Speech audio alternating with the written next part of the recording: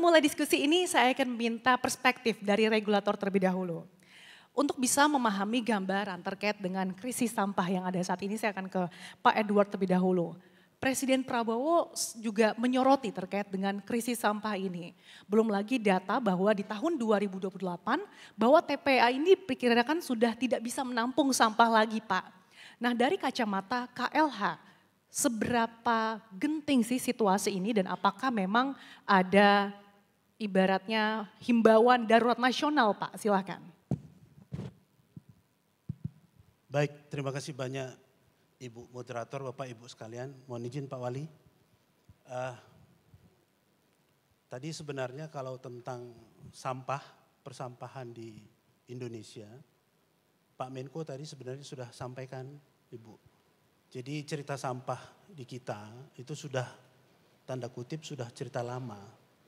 Masalahnya sudah ada. Bahkan sudah pernah disebutkan ada darurat sampah. Dan bahkan ada undang-undang khusus untuk sampah. 18 tahun 2008.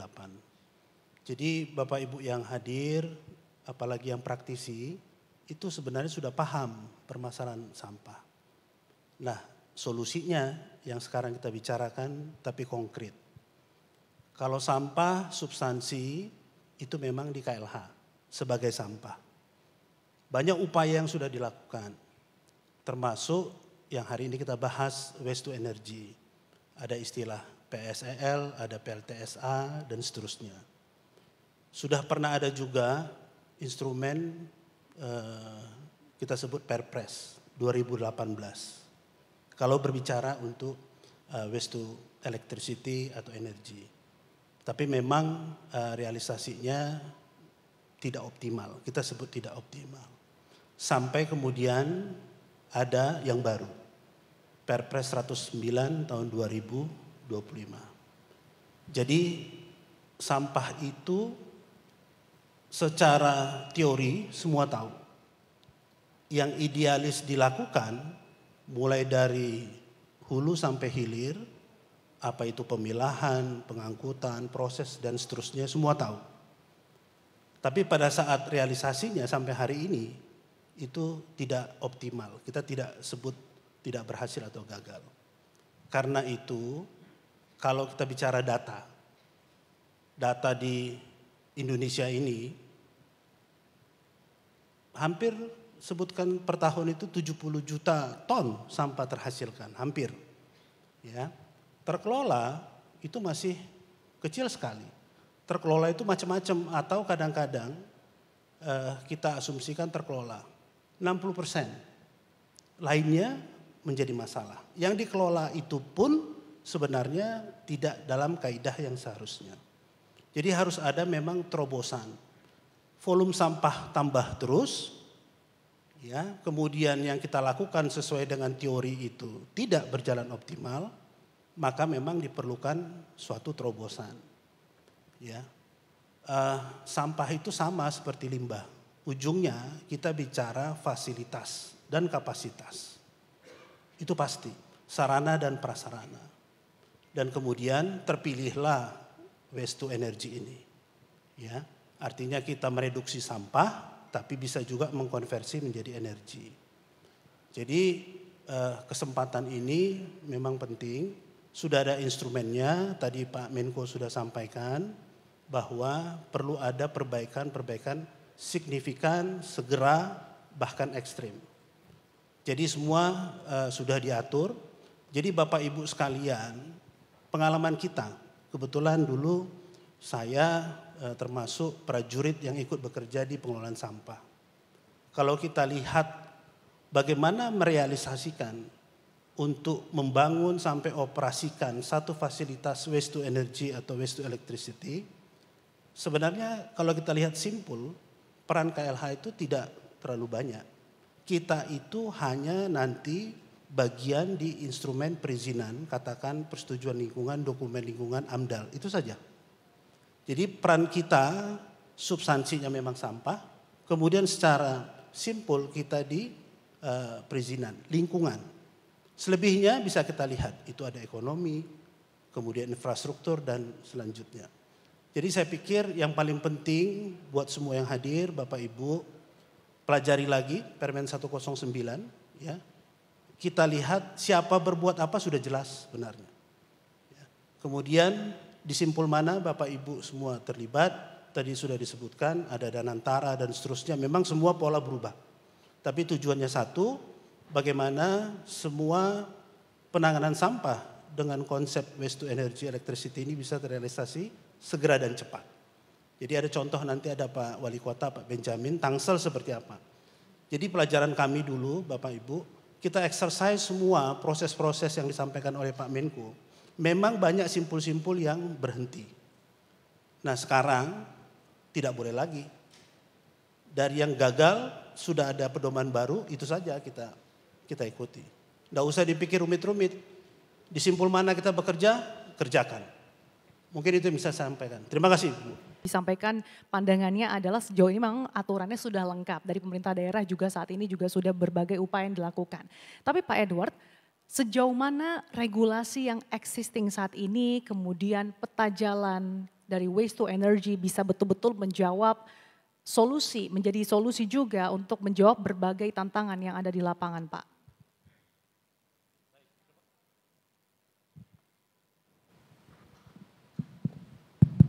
Baik, terima kasih banyak Mbak. Jadi kita coba menjawab atau diskusi dengan real yang kita pengalaman ya. Jadi kita sudah punya roadmap, kita sudah punya peraturan. Tapi memang pelaksanaannya itu tidak bisa. Kalau teori sampah itu yang paling penting di hilir itu cerita pemilahan. Gagal memilah, maka proses selanjutnya pengolahan sampah itu pasti tidak akan optimal. Ya, itu saja sebenarnya. Sampai sekarang pemilahan kita itu tidak baik.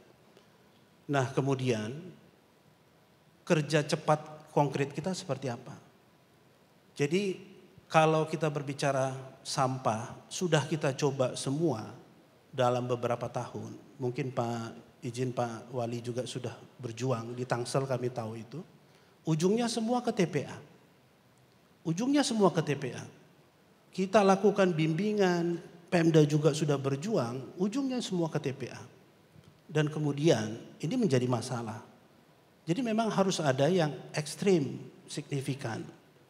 Keluarlah dengan usulan opsi. Sebenarnya teknologi WTE ini sebenarnya opsi terakhir. Harus dipahami ini opsi terakhir. Ya. Tapi memang kita harus bisa bedakan ideal dengan realistis. Kalau teori itu ideal. Kita sama-sama lama dengan Pak Panji ngurus ini. Idealnya semua tahu. Karena itu kita tidak bahas itu lagi. Realistisnya apa? Realistis sampah kita itu memang harus saat ini dieksekusi dengan cara reduksi dengan WTE paling cepat. Nah tapi WTE itu pengalaman kita Pak Panji itu adalah WTE itu bicara teknologi. Bicara teknologi pertama itu bicara investasi. Ada uang di situ. Ya. Jadi kalau sudah uang itu lain hitungannya Bapak Ibu. Dan dulu pengalaman kita bicara teknologi kita belum punya satu benchmark teknologi yang betul-betul kita bisa aplikasikan di Indonesia ini. Pengalaman kita diskusi di lokasi A dengan teknologi A, di B dengan teknologi B. Otomatis nanti investasinya berbeda. Begitu investasi berbeda, pemerintah daerah kesulitan. Itu pengalaman kita, itu realnya. Jadi kita belum bicara eksekusinya. Nah sekarang itu yang disebutkan mau diperbaiki Pak Menko tadi sampaikan. Simpul-simpul, birokrasi, regulasi itu semua mau dipotong. Kemudian mau dieksekusi dengan taktis saja. Jadi Bapak Ibu tidak ada lagi pilihan. Ya. Pernah ada regulasi tadi tidak maksimal. Sekarang sudah ada regulasi. Itu saja sebenarnya kita bedah. Sekarang Bapak Ibu yang hadir di sini duduknya di mana? Kami contoh di Perpres 109 itu setelah kita lihat yang mayoritas tugas kita pikirkan, kerjakan tentang perizinan lingkungan itu ada di pasal 18. Sudah diperintahkan informasi di situ, semua perizinan termasuk AMDAL itu diberi waktu 2 bulan. Harus beres. Itu harus menjadi komitmen kita. KLH juga harus berkomitmen di situ. Jadi sebenarnya yang lain juga akan duduk di situ. Saya pikir kita pahami juga, ini pengalaman ya Bapak Ibu, antara tahu dan otoritas. Ya, teknologi ini banyak yang tahu, tapi mohon yang berotoritas itu menetapkan. Ya, contoh LH, LH mungkin bisa membahas teknologi, tapi LH tidak berotoritas menentukan teknologi.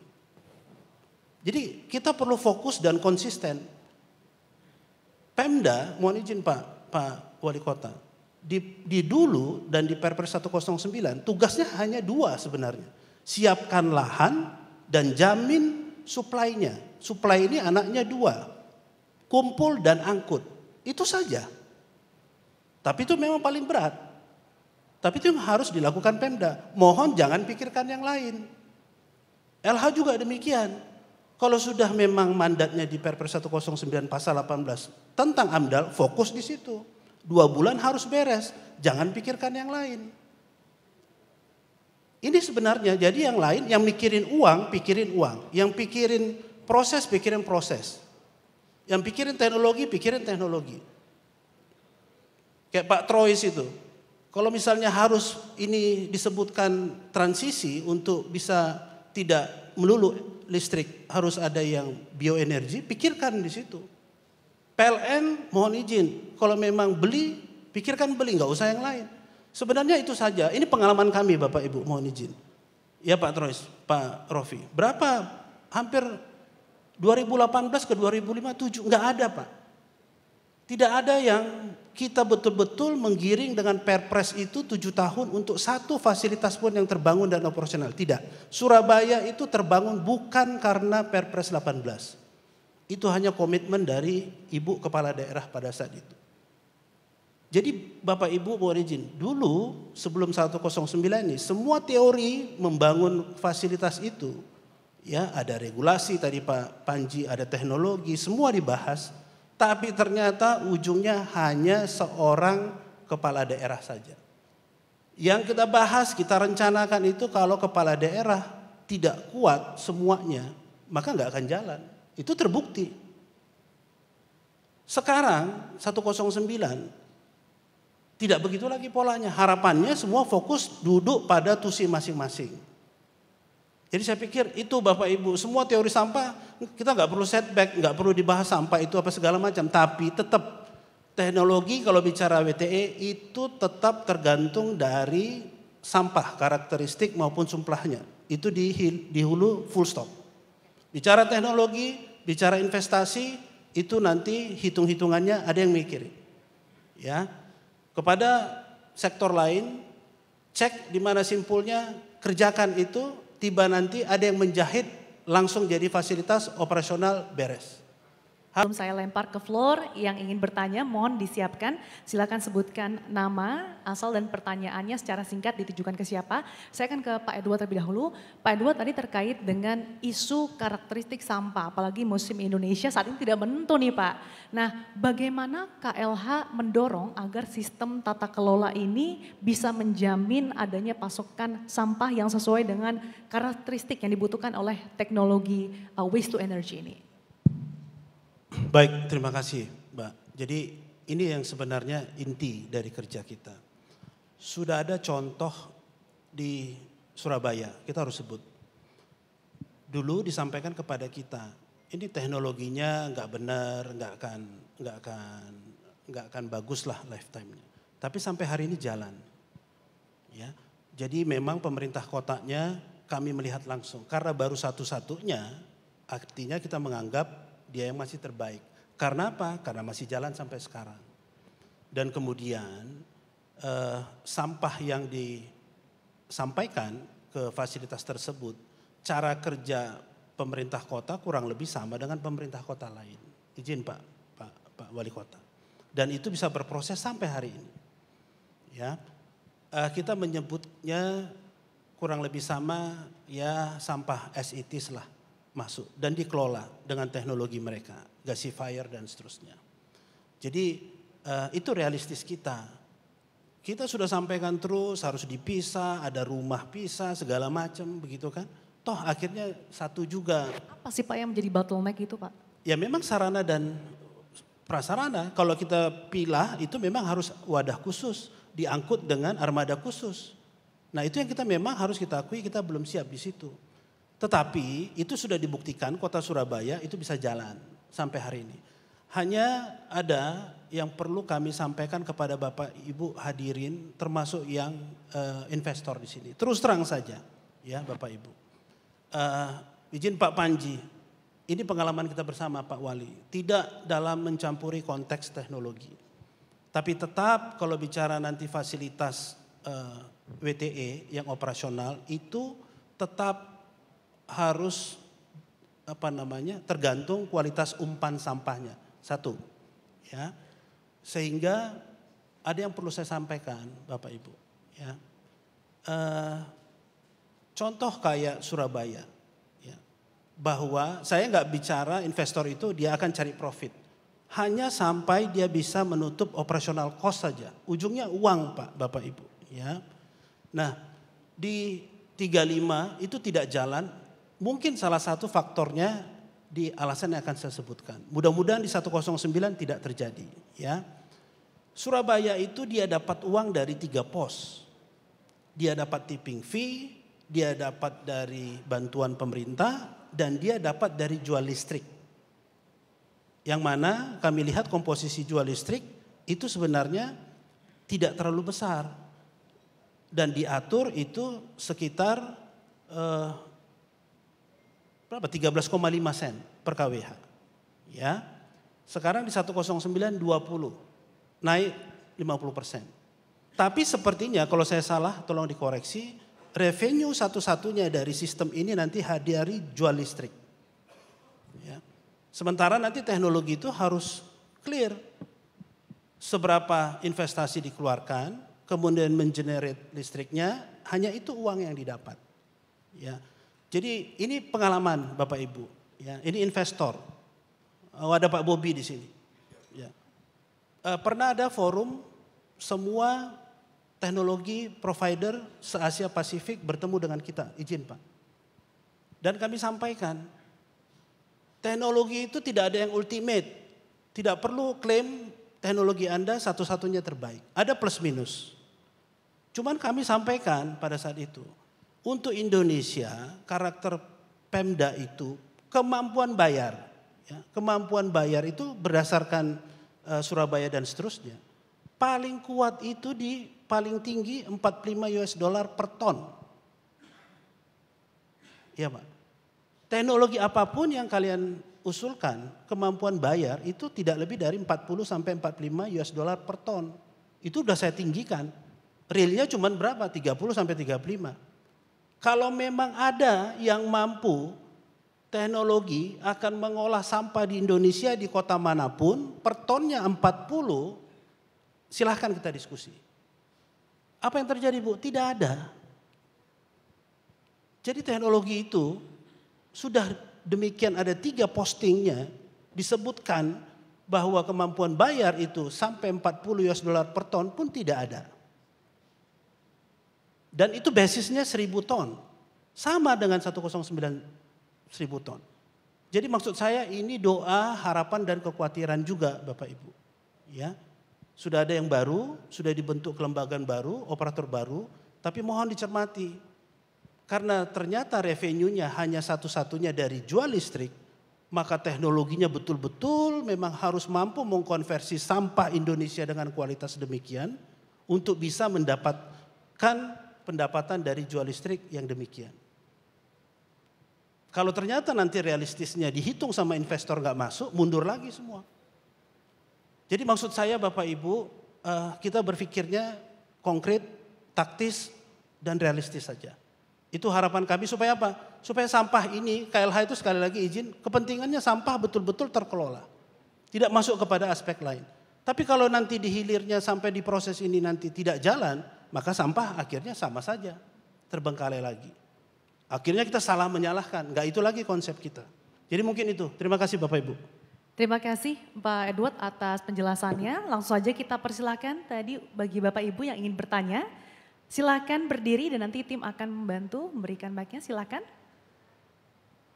Oke, di belakang ada yang ingin bertanya? Oke, jika belum saya akan kembali ke Pak Benyamin dulu. Tadi terkait dengan kemampuan anggaran pemerintah yang mungkin juga tadi dimention oleh Pak Edward, Pak Benyamin. Sejauh ini kalau dari kemampuan anggaran Tangsel sendiri seperti apa sih Pak? Apalagi berkaitan dengan tipping fee juga nih yang dikatakan cukup membebani anggaran daerah. Iya, memang kalau kita bicara teknologi berarti seperti Pak Edward sampaikan ini bicara dananya Pak. Bagaimanapun pemerintah daerah tidak akan kuat menanggung semua kebutuhan dana dalam pengolahan sampah ini. Dan jangan-jangan pemerintah pusat juga sama lagi. Karena waktu awal kami dijanjikan bantuan pengelolaan sampah LBLPS sebesar 49%, sekarang ini agak meredup informasi itu Pak. Tidak ada lagi. Jadi kalau semua ditanggung menjadi beban anggaran pemerintah daerah yang saat ini dengan pengurangan untuk tahun depan Pak dari 5,4 triliun APBD Kota Tangerang Selatan terkoreksi dari dana perimbangan yang sebesar 510 miliar. Ini tentu akan menjadi beban yang sangat berat. Jangan sampai kami harus mengorbankan pembangunan yang lain demi pengelolaan sampah ini. Kalaupun ada retribusi yang dibayarkan oleh masyarakat, kalau pengolahan teknologi ini sudah kami terapkan, ini tentunya juga tidak seperti membalikan tangan. Perlu proses, perlu strategi, perlu edukasi, perlu kesadaran masyarakat dan sebagainya yang sangat baik sehingga retribusi sampah ini bisa menjadi andalan kita juga ke depannya. Nah makanya dengan 109 yang 20 sen per KWH, 20 sen dolar per KWH ini menjadi solusi yang terbaik bagi pemerintah daerah. Terima kasih. Baik.